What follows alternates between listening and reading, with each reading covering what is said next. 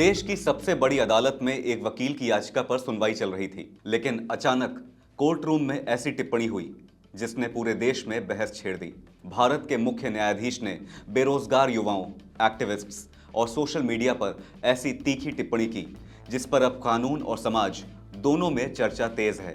क्या बेरोजगार युवाओं पर की गई सीजेआई की टिप्पणी सिर्फ नाराजगी थी या सिस्टम पर बढ़ते अविश्वास की एक बड़ी तस्वीर? नमस्कार, आप देख रहे हैं आपका अपना न्यूज चैनल सत्य सर्वोच्च न्यूज और मैं हूं सोम।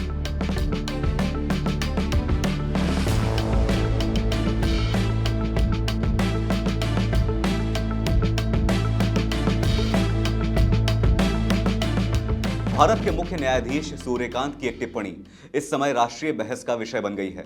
सुप्रीम कोर्ट में सुनवाई के दौरान सीजेआई सूर्यकांत ने कहा कि कुछ बेरोजगार युवा कॉकरोच की तरह होते हैं, उन्हें रोजगार नहीं मिलता, प्रोफेशन में जगह नहीं मिलती, फिर वो media, social media, RTI activist बनकर हर किसी पर हमला शुरू कर देते हैं। दरअसल ये मामला एक वकील की ओर से दायर उस याचिका से जुड़ा था जिसमें दिल्ली हाईकोर्ट द्वारा सीनियर एडवोकेट डेजिग्नेशन की प्रक्रिया और कथित देरी को चुनौती दी गई थी। सीजेआई सूर्यकांत और जस्टिस जॉय माल्या बागची की बेंच वकील संजय दुबे की ओर से दायर अवमानना याचिका पर सुनवाई कर रही थी। याचिका में आरोप लगाया गया था कि दिल्ली हाईकोर्ट सीनियर एडवोकेट पदनाम से जुड़े सुप्रीम कोर्ट के दिशा निर्देशों को लागू करने में देरी कर रहा है। याचिका पर सुनवाई शुरू होते ही बेंच ने तीखी प्रतिक्रिया दी और इसे पूरी तरह निराधार बताते हुए खारिज कर दिया। एक वकील द्वारा सीनियर एडवोकेट का दर्जा दिलाने को लेकर सुप्रीम कोर्ट का दरवाजा खटखटाने पर मुख्य न्यायाधीश सूर्यकांत ने कड़ी नाराजगी जताई। उन्होंने कहा कि जरूरत पड़ी तो अदालत सीबीआई से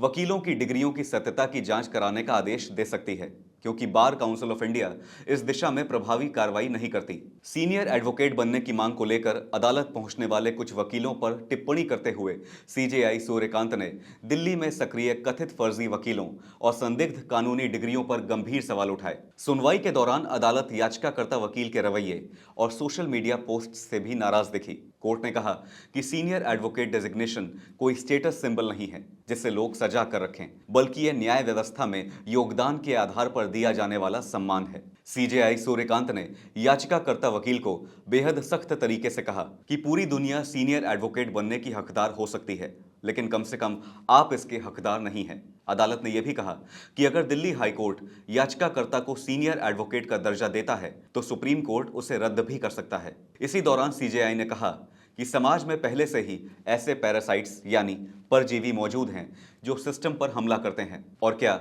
आप भी उनके साथ जुड़ना चाहते हैं? इसके बाद उन्होंने बेरोजगार युवाओं को लेकर कॉकरोच वाली टिप्पणी की।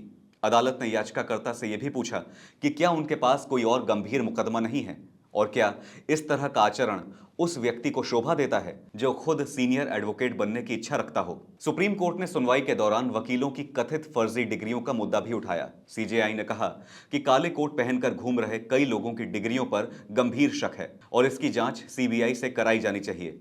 अदालत ने यह भी कहा कि बार काउंसिल इस दिशा में कार्रवाई नहीं करती क्योंकि उन्हें वोटों की चिंता रहती है। कोर्ट की सख्त टिप्पणियों के बाद याचिकाकर्ता वकील ने माफी मांगी और अपनी याचिका वापस लेने की अनुमति मांगी। सुप्रीम कोर्ट ने इसके बाद याचिका वापस लेने की इजाजत दे दी, लेकिन अदालत की यह टिप्पणी अब कोर्ट रूम से निकलकर देशव्यापी बहस बन चुकी है। सोशल मीडिया पर कई लोगों ने सीजेआई के शब्दों को कठोर और असंवेदनशील बताया। लोगों का कहना है कि देश में बेरोजगारी पहले से बड़ा मुद्दा है और ऐसे समय में युवाओं की तुलना कॉकरोच से करना विवादित है। वहीं कई कानूनी विशेषज्ञों और वरिष्ठ वकीलों ने सीजेआई के बयान का बचाव भी किया। उनका कहना है कि अदालत का निशाना सभी बेरोजगार युवा नहीं थे, बल्कि वो लोग थे जो बिना तथ्यों के संस्थाओं और न्यायपालिका पर हमले करते हैं। इस पूरे विवाद ने अब दो बड़े सवाल खड़े कर दिए हैं। क्या सोशल मीडिया एक्टिविज्म और संस्थाओं की आलोचना के बीच की सीमा धुंधली होती जा रही है? और क्या देश की सबसे बड़ी अदालत की भाषा को लेकर भी अब सार्वजनिक जवाबदेही तय होगी?